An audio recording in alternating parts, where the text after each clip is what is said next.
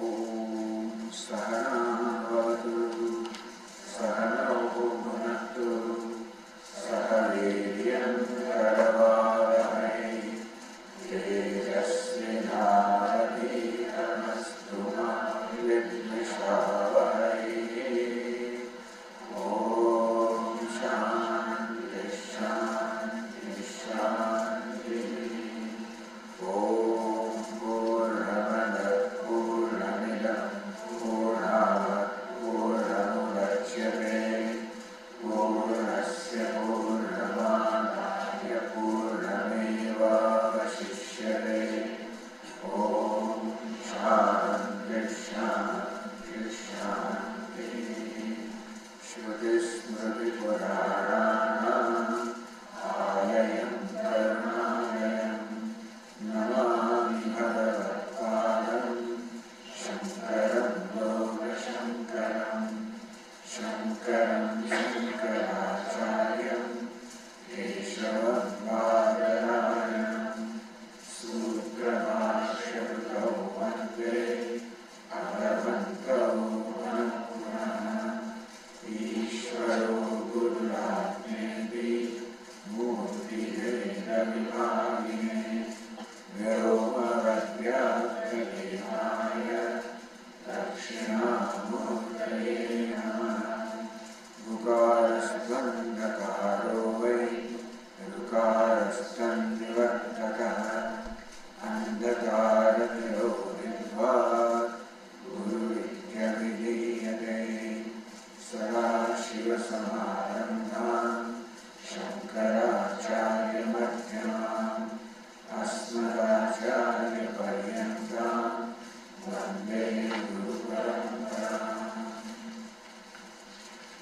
Om Varthaya Pratibodhitam Bhagavata Narayana Swayam Vyasena Gratitam Puranamudita Madhye Mahabharatam Advaitavrtavarshini Bhagavatim Ashtadashaadhyayini Ambattvamanusandharami Bhagavad-gite Bhagavad-dveshini Yam Brahma Varunendra Rudra Marga Stunvanti Divyaistavaihi Vedai Sangapadakramo Panishadai Gayantiyam Savagaha Jnanavasthitataddatena manasa Pashyanti yam yoginah Yasyam tannavidussura swarana Devaya tasmai namaha.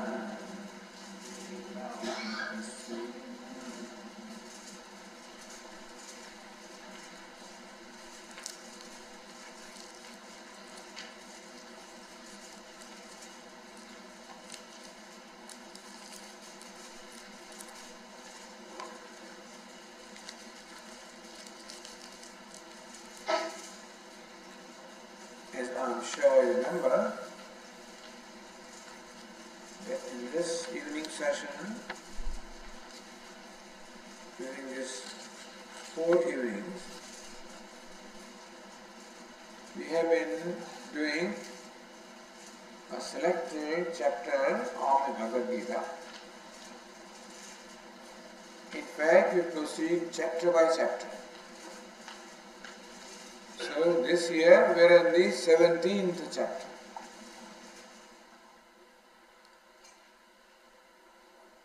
And 4 days are not sufficient to cover all the verses of a chapter. But we still like you to get an understanding of the main topics of the chapter. And therefore, we have selected verses. Thus, since last number of years, we have been studying selected verses from a given chapter of the Bhagavad Gita In that manner, we studied the 16th chapter last year, and this year we are in the 17th chapter. The 16th chapter had the subject matter of Devasura Sampat. The 16th chapter explained how the human mind is like a battlefield in which very often a battle is going on between opposing forces or opposing tendencies. It will explain how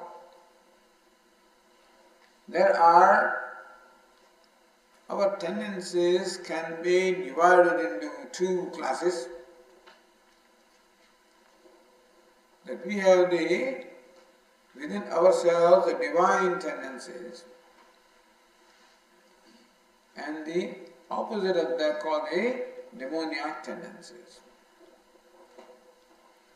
Meaning that we have within ourselves this divine tendencies such as ahimsa, non-violence, satyam, the truthfulness, the compassion, the love, the charity. All of these noble qualities are very much in ourselves.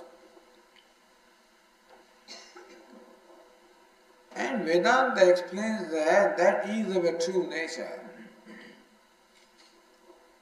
Meaning that we are essentially loving, kind, beautiful people. Our Vijayji said that Vedanta teaches that you already are that. But unfortunately, there is something called the self-ignorance, meaning that we are born with ignorance. On account of ignorance, the contrary tendencies of greed, anger, jealousy, this also seem to have entered our mind. And thus today we find that in our mind there are two opposing tendencies are there, the divine tendencies and the demoniac tendencies. Meaning that a part of me wants to speak truth, but unfortunately there is also a part in me which prompts me to tell a lie for some short-term advantage. So therefore,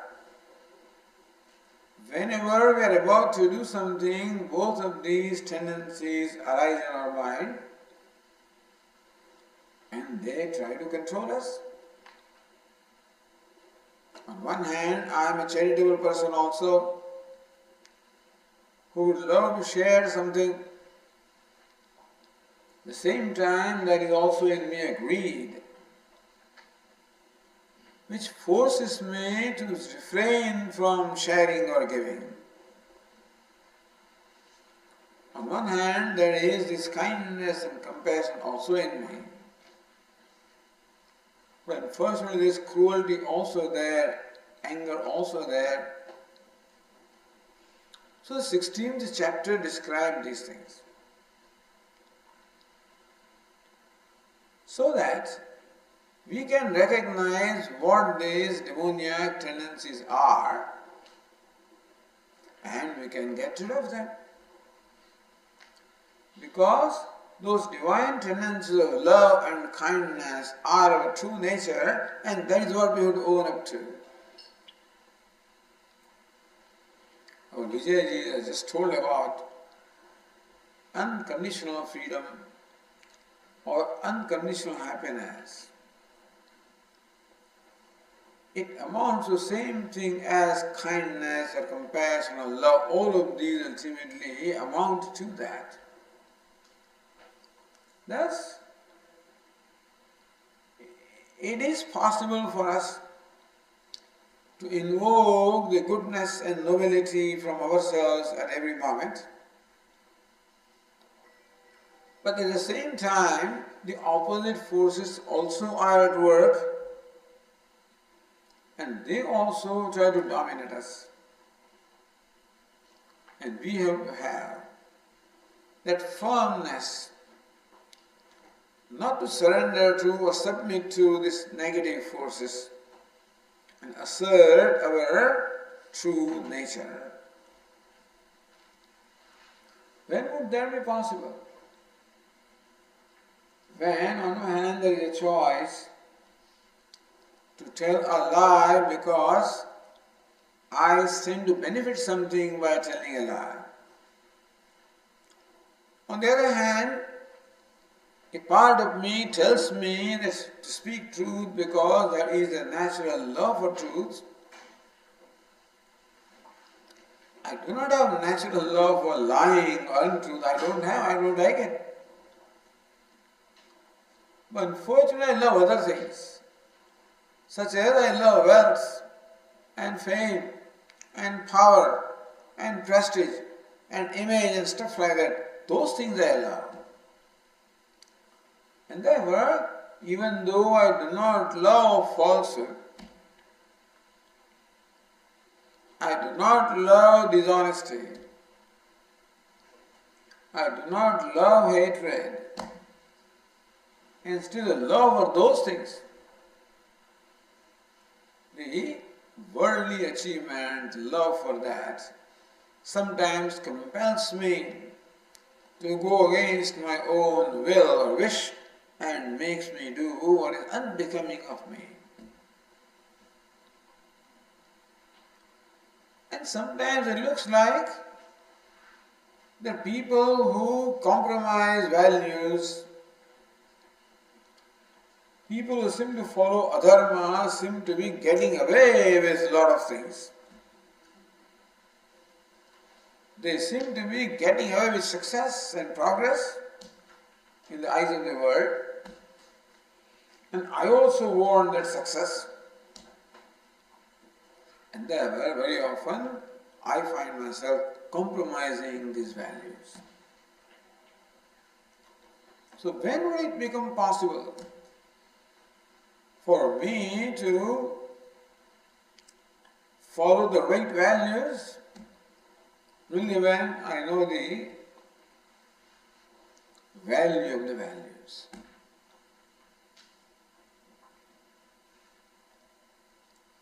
If I know that honesty is more valuable than wealth, suppose, if I know that, what I stand to lose by compromising honesty is more than what I stand to gain by some material wealth, etc. Suppose I discover that these values are more valuable to me than what I consider as valuable things in life. Then whereas they seem to give me a short-term gain but then amount to long-term pain, and following a value seems to give me a short-term pain but brings about long-term gain, when I see those things, that is when these values become valuable to me.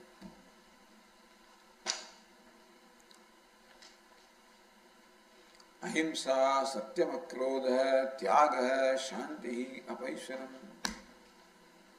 daya bhuteshu, alolutvam.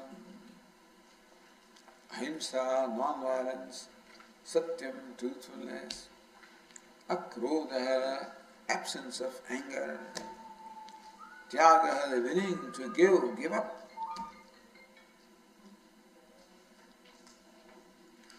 These are the values that are taught because all of that happens to be my nature. Non-violence is my nature. Truthfulness is my nature. Compassion is my nature. And that is the reason why whenever I display compassion or truthfulness, I feel very happy, feel very good about myself. On the other hand, when I compromise those values out of some temptation, then ultimately I regret. So when I see all of this, then these divine values become valuable to me. Then I can push away those opposite tendencies. I'm afraid that there is no feedback here. I don't get the. We can hear you. There's no monitor. Is there? Oh, there is?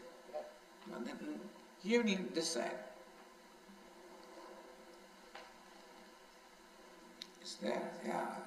Maybe. It's very interesting that it is necessary for me to listen to my own voice. Yes.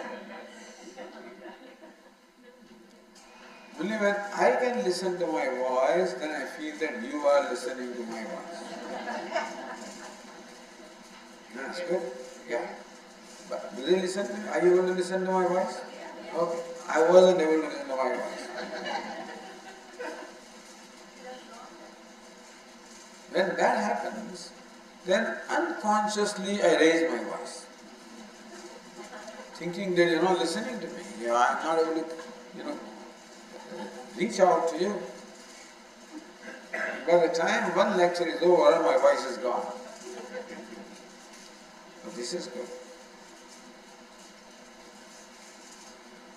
So this analysis of the divine and demoniac continues in the 17th chapter also. This analysis of the disposition of our mind began in the 14th chapter of this Gita, where Lord Krishna taught that our mind is made up of three kinds of dispositions, are called guna: sattva, rajas and tamas. Sattva, rajas and tamas are the three qualities or three dispositions which constitute our mind. Meaning that each one of us has all these three in some one or the other proportion. That is the reason why we experience different kinds of moods at different times. Sometimes we feel very happy for no reason at all. Or some little thing can make us very happy. So when there is inner cheerfulness, inner happiness, for no apparent reason, then that state of mind is called sattva, sattvic state of mind.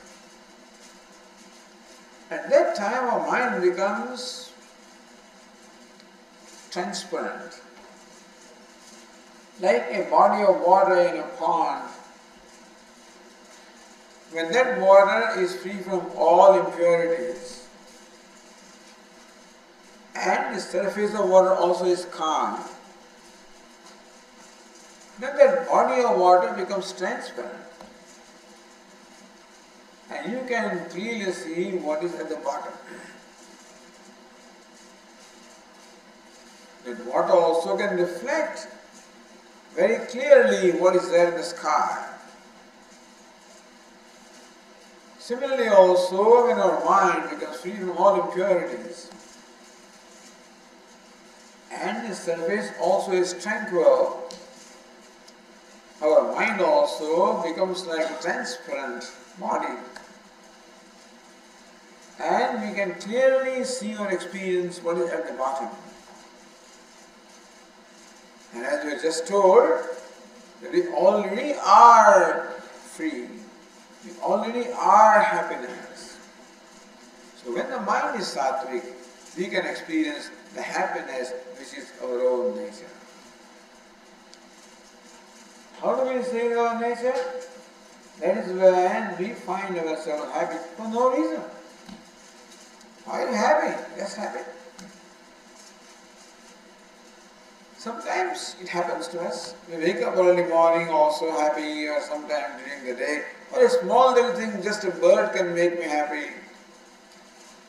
A line of poetry can just make me happy. Looking at the flower, I become so happy. Simple things can make me happy. Sattvic mind. When there is predominance of rajas, rajas means dust or impurity. Mind becomes dusty, becomes restless, becomes agitated, becomes active, becomes desiring, becomes greedy, becomes ambitious, wants more and more. And more you provide this mind, more it desires. That is the rajas. Then it is like that body of water of which the surface is very wavy or disturbed, because of which we cannot clearly see what is at the bottom. And third, the mind, when it becomes predominant in tamas, it becomes dull. No initiative, no motivation, no desire to do anything. I don't like anything. And there is laziness, there is sleep also.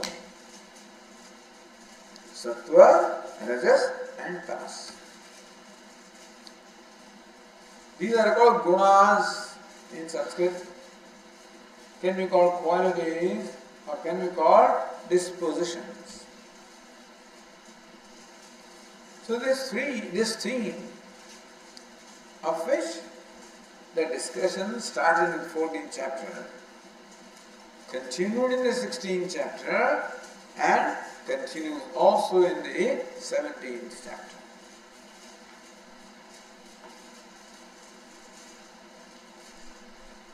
In fact, Lord Krishna's intention is to only teach the quality of sattva, because that is what is desirable and that is what is desired. Along with sattva, the effect of rajas and tamas are also described, so that we know what we should give up. Thus, in our life, we have to do these two things. We have to acquire and nurture and nourish what is right, what is good for us. And we have to make an effort to give up or drive away what is harmful to us.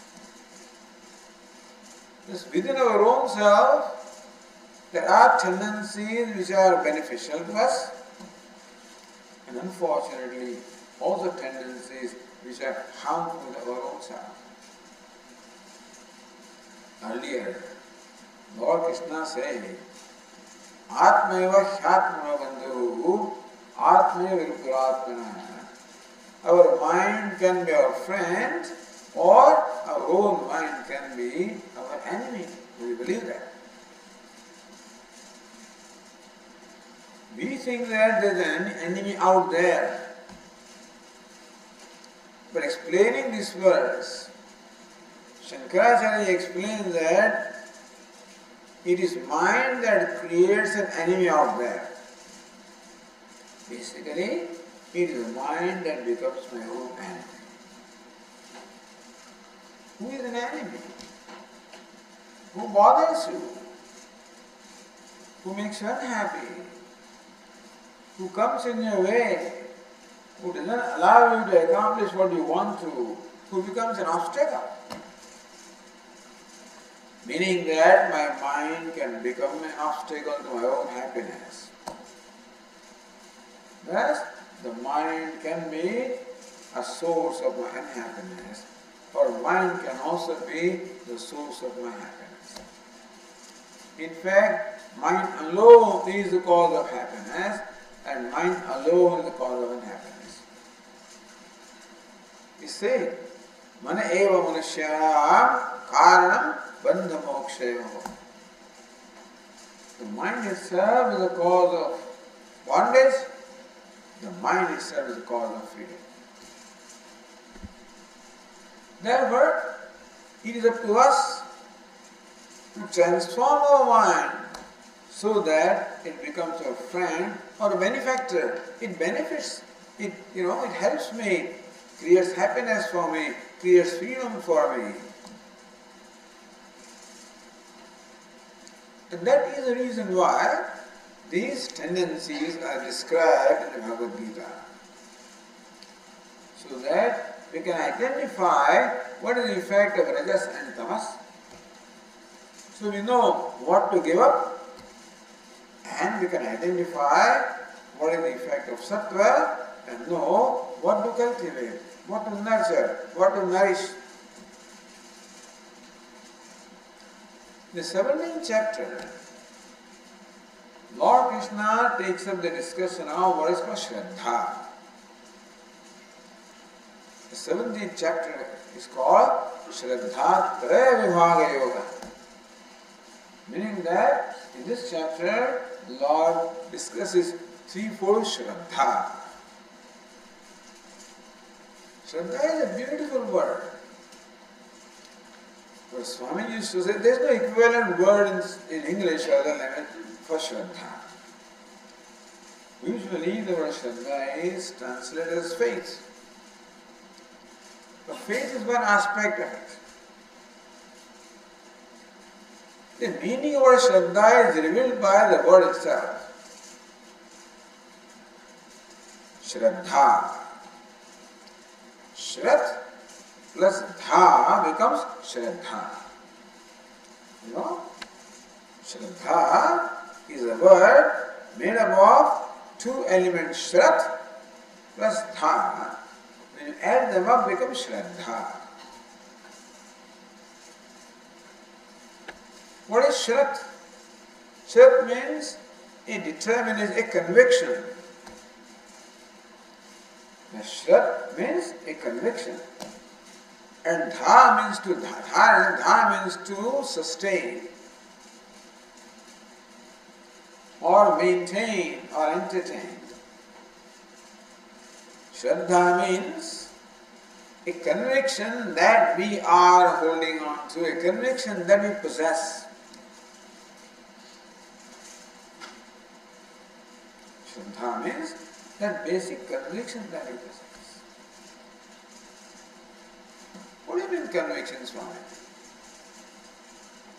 Each one of us has a conviction in life as to what is the goal of my life, for example. Everybody has at any moment an understanding of what it is that he or she is seeking in life.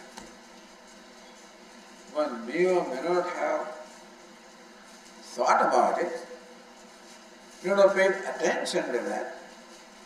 One may not be able to articulate that. But within the mind, there is always some kind of an understanding of what the goal is. Some understanding of what I am seeking in life. And an understanding of what are the means of accomplishing that goal. The reason why we find people doing different things is because people have different convictions. And therefore, they follow different paths in their life. Somebody has a conviction that Satyameva Jayate, truth alone wins. Satyam or truth is the goal of life. In the primary value of life, this conviction some rare people have. Then they will follow that conviction at any cost. In that retreat that we have in the water, we are studying a text called Kathopanishad. Some of you maybe are attending that retreat. Just to remind you of the story of Kathopanishad. It begins with this story of a young boy whose name was Nachiketa. And right from a young age, he had the conviction about Satyam, or the truthfulness, that is the value. That one should not swerve from truth. Somehow from the childhood he had that conviction. See, these convictions we bring from our past life. Each one of us possesses certain nature right at the time of birth. Although at the time of birth it may not be evident.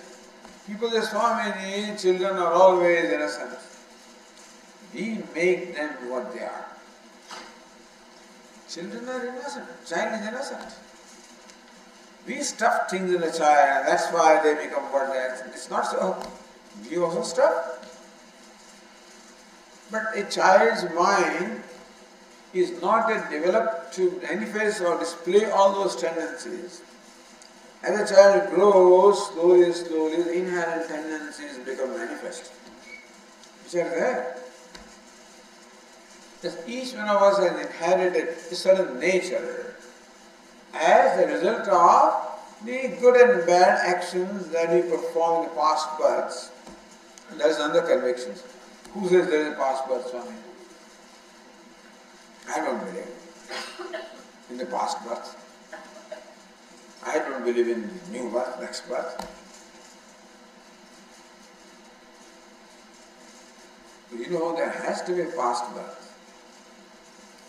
Because the present is the product of the past. And the fact that each one of us is different from each other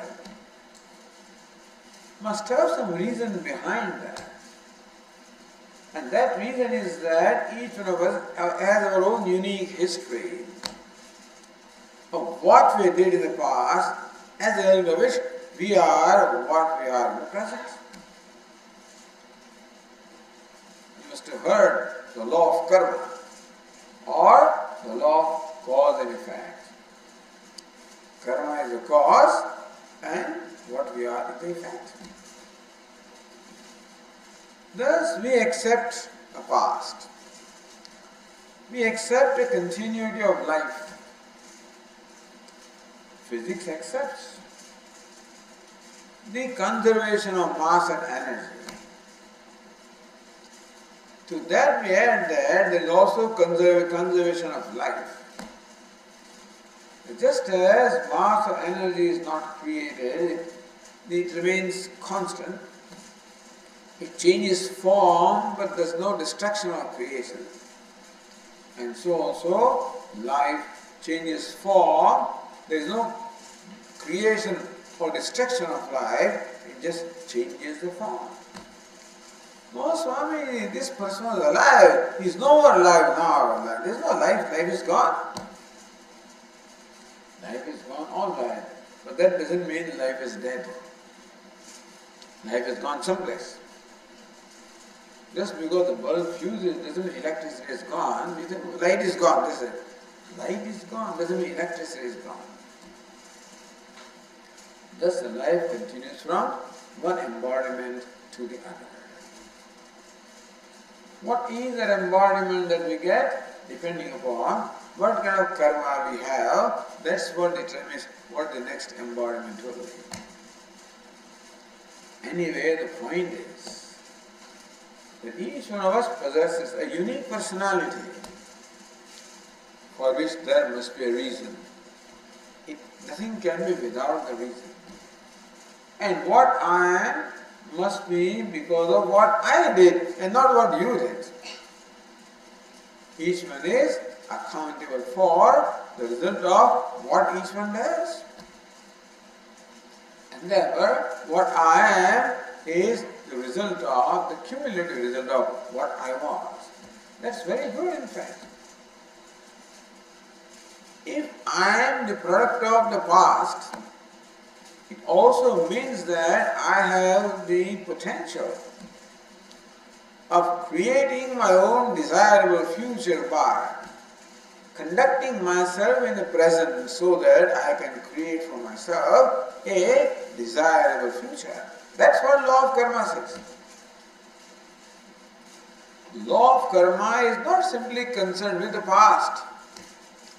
Law of karma is concerned with the present as to what we should do in order to create a desirable future for ourselves.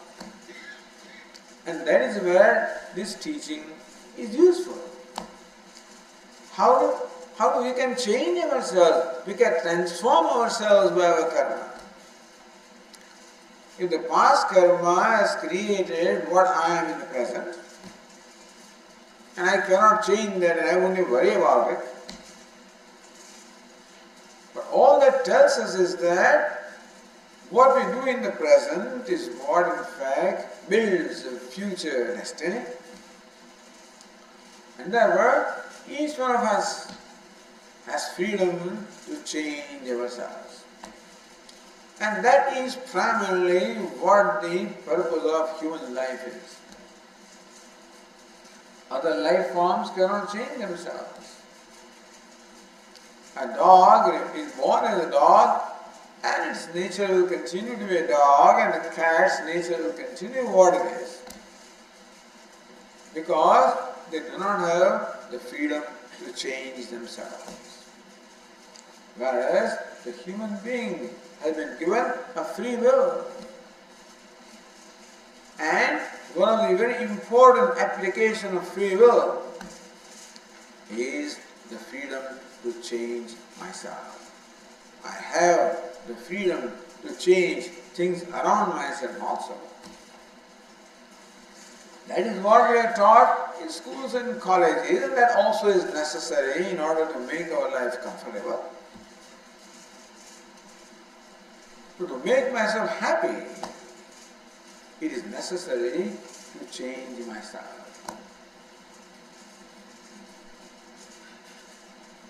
As they say, that money can buy books, but cannot buy knowledge. We can create comfort around ourselves, and we need the comfort also. But we should not confuse comfort with happiness.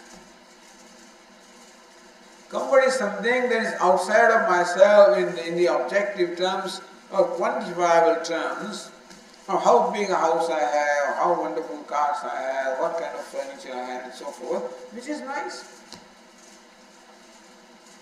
But that does not equal to happiness, understand?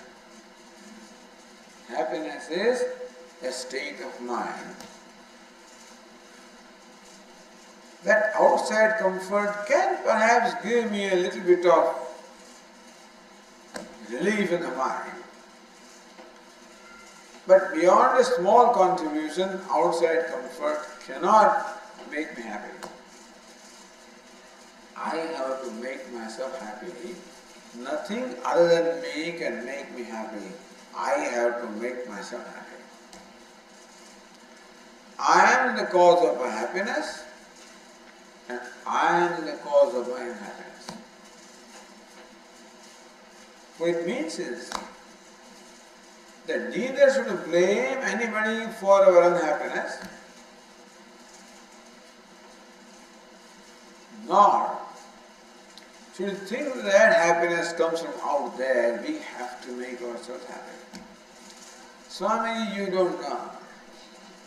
You are very comfortably living in the ashram and everything provided to you, and people call you for bhiksha and all things are done for you, so you don't know what unhappiness is. You don't know how the world is. You don't have to go through struggles. You don't know how people treat you. You know how your boss is. People can make you miserable, Swami. But Vedanta would not explain that, accept that. Yes, They can make me miserable provided I cooperate with them. It is like sprinkling salt on the wound, you know. Have you heard that expression? Sprinkling salt on the wound. It's very painful. But when would sprinkling salt become painful, provided there is a wound, not otherwise. So what the world does is sprinkle salt. It causes a lot of pain. When does that happen? When there is a wound to begin with. Suppose there are no wound, then they can sprinkle as much salt as they want. You follow? So this is what the world can do. Sprinkle salt. Like pouring butter into fire. Yes. They can pour butter, provided there is fire. That is my contribution. Meaning that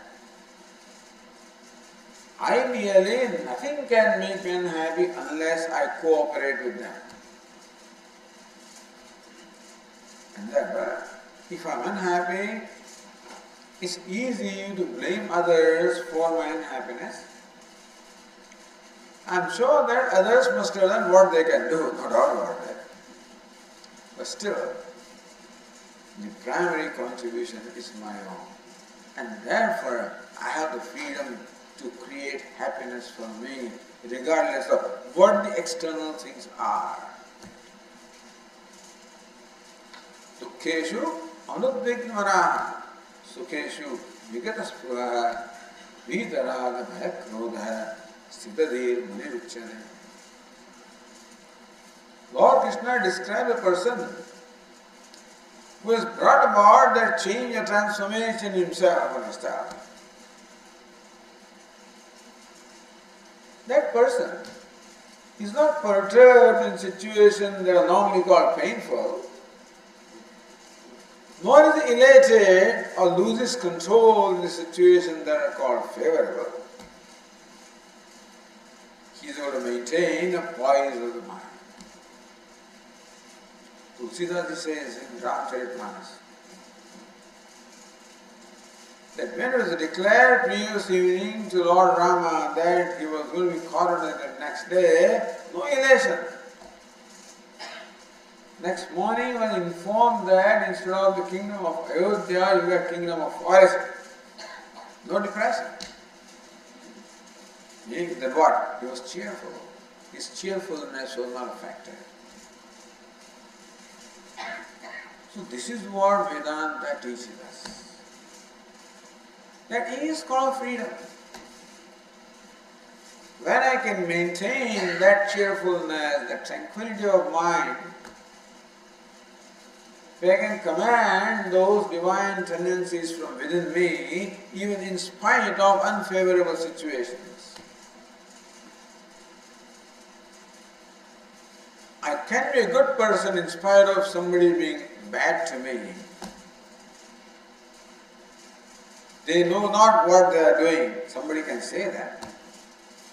Well, when he is put on a cross, then also he can say, they know not, God forgive them. He forgives them. Possible. It's a tall order. We are nowhere near that, but still it is possible. And that is the goal of life. This is what Vedanta teaches. That is a potential that we have. We have tremendous potential within ourselves. Of course, when you go to management school, they talk of other kind of potential of the success in terms of, how high you can rise in the hierarchy, etc., which is another kind of thing. But we are talking about an inner progress, which brings us happiness. Etad buddhva buddhiman syat kruta krutyasya bharata. Lord Krishna says, you gain total fulfillment in your life, a total satisfaction in your life, a satisfaction with yourself and satisfaction with everything else. That's what you can attain. So what's the big deal? Satisfaction, so then what? You're satisfied, then where is the progress? Where is the motive to do something? That's another question. If there is satisfaction within myself, Swami, then where is the incentive to do something?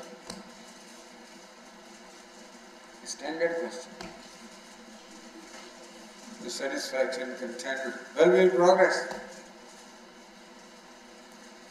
It is likely that we have told you the story, but I feel like repeating the story. A very wealthy person was living in a big city, and naturally he is extremely busy. But he made it a point to take vacation every year for 2 weeks. And he built a special home at the beach where he would retire, with no telephone, no internet, nothing there. Those days it wasn't there anywhere. The days I am talking about. He would go to his beach home and then relax. In the morning, he would take his own time and then stroll along the beach and enjoy it. So this was his morning routine. One morning he was strolling from one end to the other as usual. And he discovered that he crossed paths with someone else who also was strolling like that. Except the other person was a very poor looking person. He is a wealthy person, other fellows. So when they crossed their path 2 or 3 times, then this wealthy person stopped me. He says, "May I ask you something?" He says, "Yeah." "Who are you?" "I'm a fisherman." "How do you have time?" "Well, I work for 4 hours a day. I get enough for myself. I don't need more." But suppose you work for 8 hours a day. I never thought about it. Then my income would double. Then you can save money. Yes, that's true. Then what? Save money. Then what? In course of time you buy another boat. Wow, yes, then what? Then you can hire somebody and then you can have twice the income. Really? Then what? Thus you slowly save your money. You get more and more boats and more fish, and then you can start a plant, fish packing and exporting, and you can become a big businessman. Wow, then what? What do you mean then what? You don't live in this crummy place here. You can live in a big city. Wow, then what? Then you know something? You can have a beach home. Wow, then what? You can take vacation. Wow, then what do I do? Don't you see what I'm doing? I'm strolling from one end to the other. That's right, but that's what I'm doing already.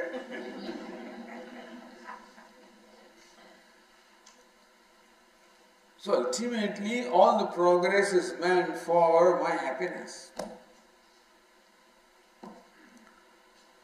And thus, what we are seeking is that that's all we are seeking. Happiness is under the name of peace, under the name of success. That's all that we have a very simple need, and that is to be happy. But unfortunately, it does not happen. Swami, okay, I'm happy, then what? Now from now on also I'm happy. You see that slogan people have, be happy. That would be nice. If I can be happy, that would be very nice. Everybody would be happy. If you could be happy, then nobody would want to be unhappy. Keep smiling, that you can do. That also is difficult to do, but you can keep smiling at the most, because it's an action that you can perform. Be happy is something that has to happen, and we have to make it happen. That is where the inner change or transformation is required. And that is where it becomes very important to understand our own mind. And understand Bhagavad Gita explains the mind very well. I don't want to say that psychology doesn't explain or what it is, but it's a can of worms. Our Swami used to say, psychology cannot solve the problem. Psychology, I'm repeating his words, so don't blame, don't ask me, attack me. But psychology cannot solve the problem, and Vedanta does not see the problem.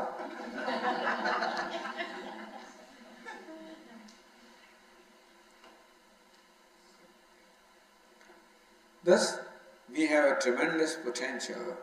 Whether I have potential to become a millionaire, I don't know. Because it depends on factors not in my control. Whether I can become a CEO, I do not know because it requires factors beyond my control. I can't control those things. They are all results of the action. Action I can control, those results I cannot control. So I cannot be assured that I will be a wealthy person or a famous person or a powerful person or this person or that person. But I can control that I will be a happy person. That's in my control.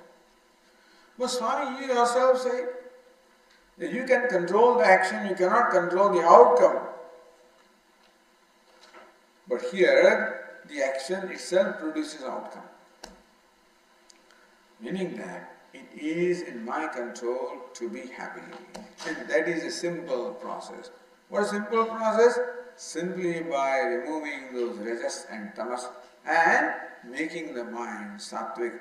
When the mind becomes sattvic, meaning predominance in sattva, then there is tranquility, there is cheerfulness, there is happiness, there is self-comfort, self-acceptance. And it is not that you come someday, as the mind becomes sattvic, you discover that within yourself. So that is why in these chapters, Lord Krishna explained to us what are the results of rajas and tamas, what are the results of sattva, so that we can identify the effects of rajas and tamas, we can remove them and cultivate sattva in our mind, make our mind sattvic, tranquil, cheerful, happy. I am not interested in that Swami. I want to be a millionaire. So what will happen to you? I just feel empowered. How will you feel? Feel happy. Okay. I want a CEO. Then what? I feel happy. So ultimately, whatever you want only for happiness. Nobody wants anything for unhappiness, understand? It comes as a different matter. Unhappiness as an uncanny knack of lending into ourselves is a different matter. But we always want happiness, and that's all we want. That is why Upanishad says, Atman Sukamaya Sarvam Priyam Bhavati. Whatever is dear to me is because the pleased self is dear to me. What I want always is the pleased self, a happy self. Therefore, understand that what we are seeking is to be a pleased self. That's all we want. I think that by becoming wealthy, I'll become pleased self. Therefore, I want wealth. I do not want wealth for the sake of wealth. I want it for the sake of a pleased self. And similarly, if I want some position, some power, some recognition, that also is for the sake of the pleased self. So either you can hold your ear like this, or you can try this way.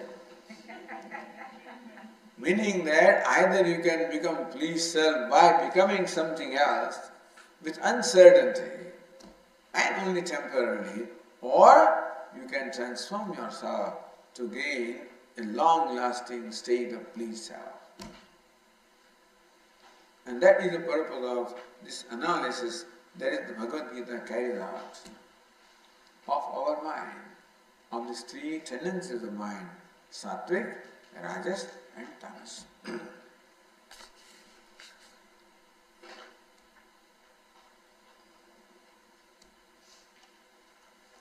The 17th chapter begins with a question from Arjuna. So please open your book and page 8.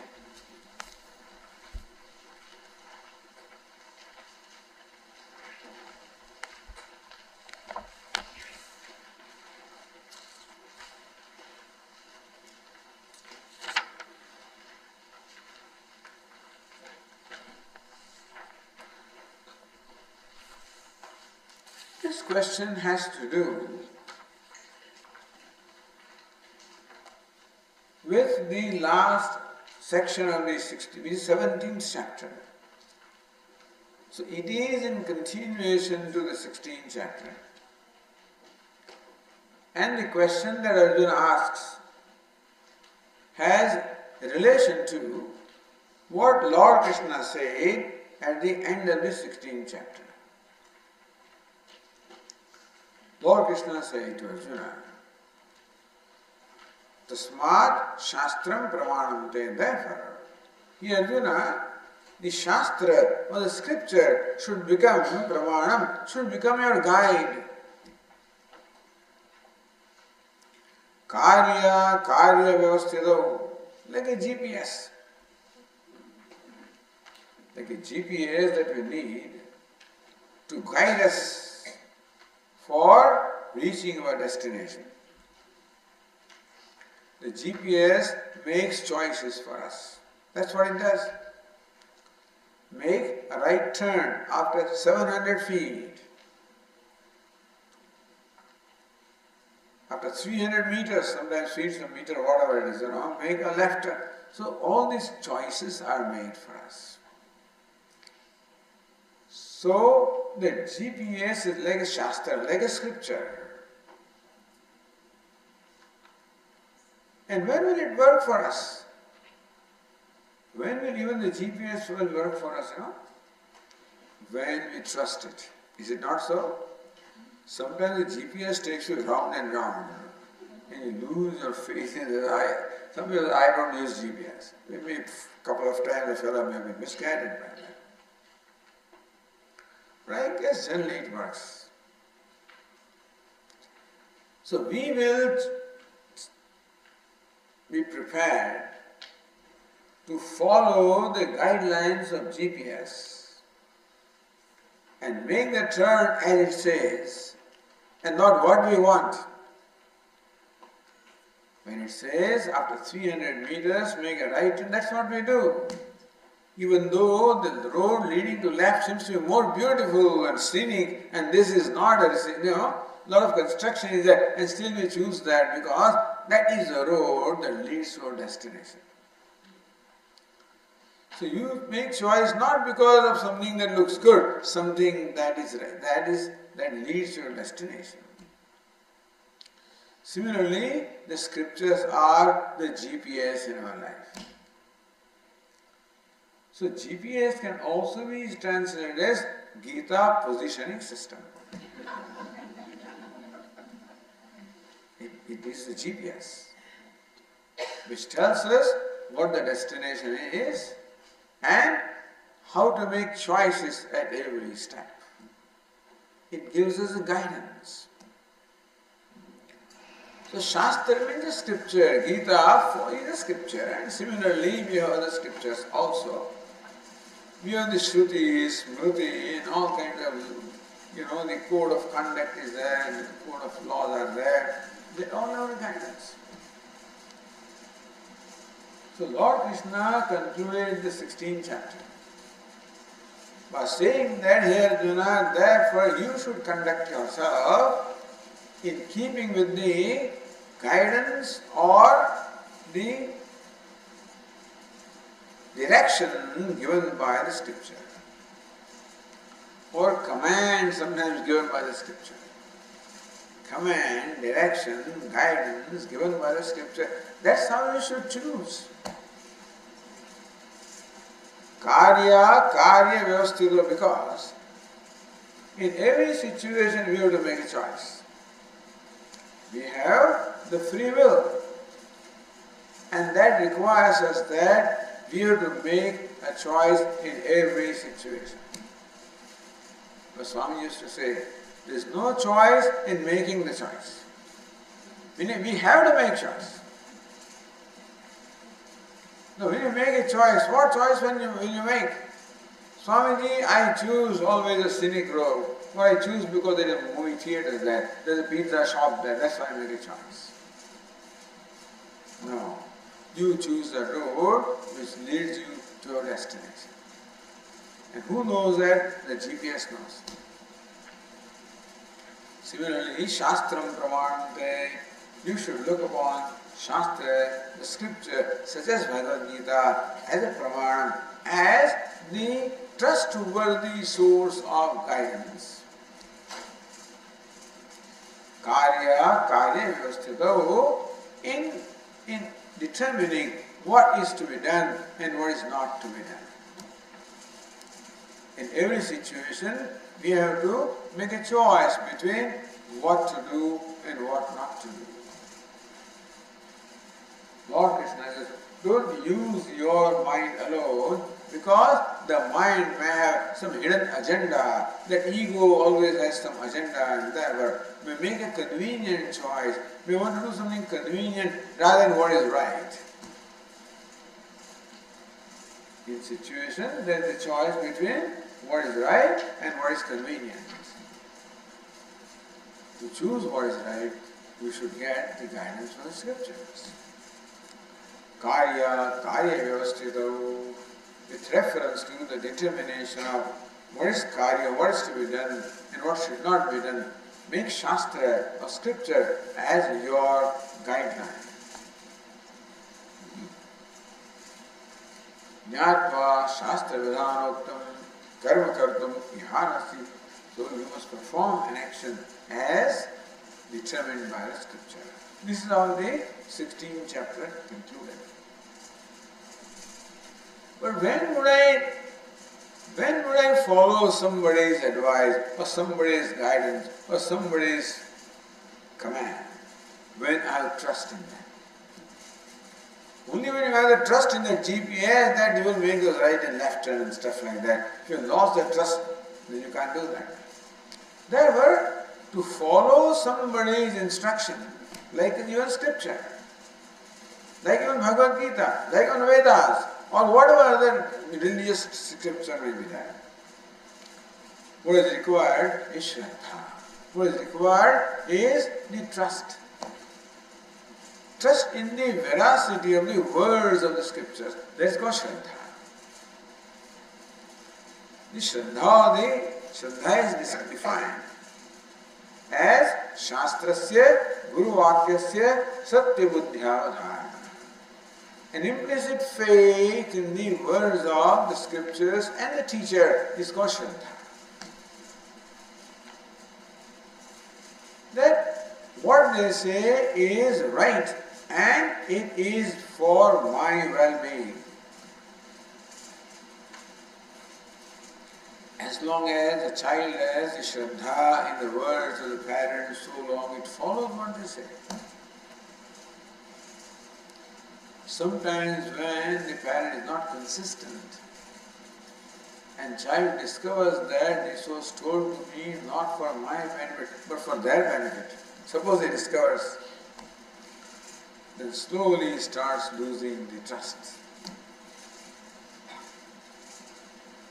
But that is why when we particularly follow the instructions coming from somewhere or guidance or that Shraddha is required. The trust in the truthfulness or veracity of those words.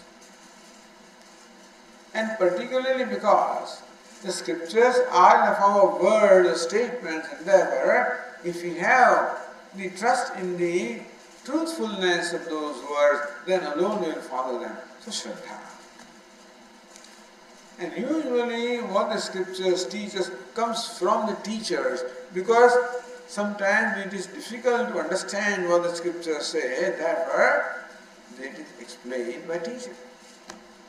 Shastrasya Guru Vakyasya. So thus, and increase the trust in the words of the scriptures as well as the teacher, that the teacher says what is according to scripture. And particularly in the olden times, there was what they call the faith or the trust, and therefore people did whatever the Vedas told them to do. Vedas are scriptures. They tell us what is to be done, what is not to be done. That's how people lived their life. So now, if you follow the Shraddha, if you have the Shraddha in the scripture, then you are a fortunate person. There is, in 16th chapter, these fellows are called Devatas, they are called like divine people who have that Shraddha. The opposite of them have no Shraddha, go demoniac people. And in between there are other fellows. So now, people who have Shraddha are one, don't have Shraddha, they are one. And there is a third category of fellows now, who do not know what the scripture tells you, suppose. Because you have not studied them, not exposed to them, you did not bother to know them, and you do not know what the direction of scripture is. Then what about these people? So this is a situation when the 16th chapter begins, and Arjuna asks the question for people of this category. So let us read that verse, the first verse of the 17th chapter on the page number 8.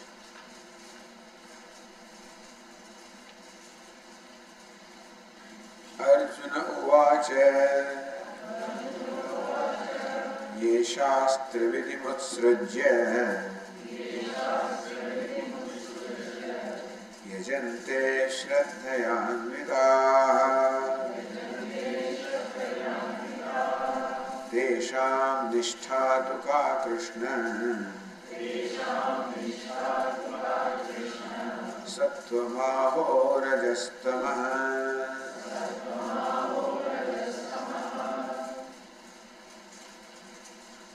Arjuna vacha, Arjuna said.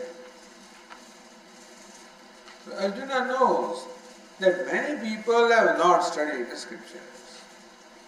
Either they did not have opportunity to study the scriptures to know what the scriptures guidelines are,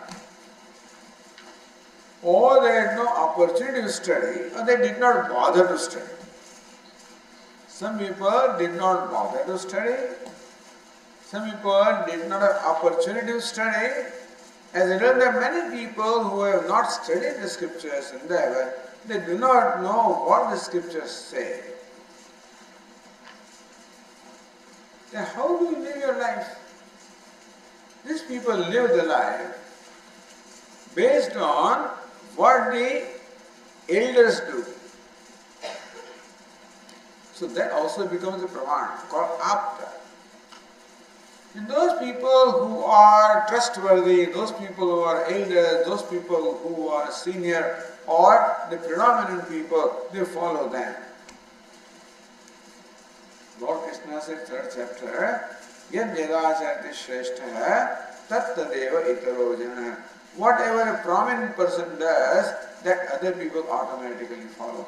So these are people who follow like that.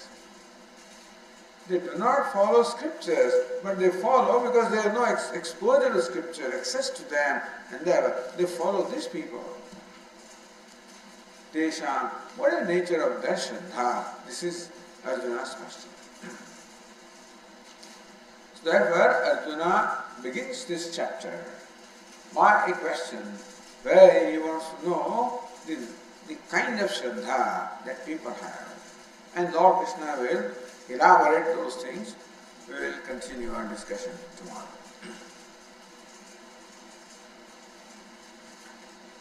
Om Purnamada Purnamidam Purnat Purnamudachyate Purnasya Purnamadaya Purnameva Om Shanti Shanti Shanti Hari Om Shri Guru